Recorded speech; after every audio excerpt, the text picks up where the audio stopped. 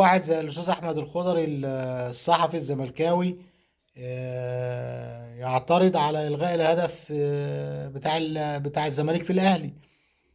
فالكرة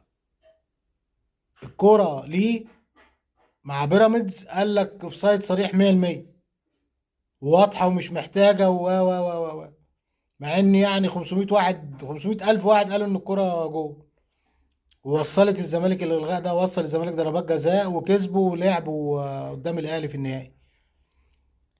وبرضه في الكرة برضه بتاعت الاهلي يقول لك لا انا شايفها جول 100%. طب ما هو نفس الفار اللي انت قبلت بيه في بيراميدز اللي لغى الجول لصالحك، هو نفسه الفار اللي لغى الجون بتاعك مع الاهلي. اشمعنى موافق على دوت ورافض دوت؟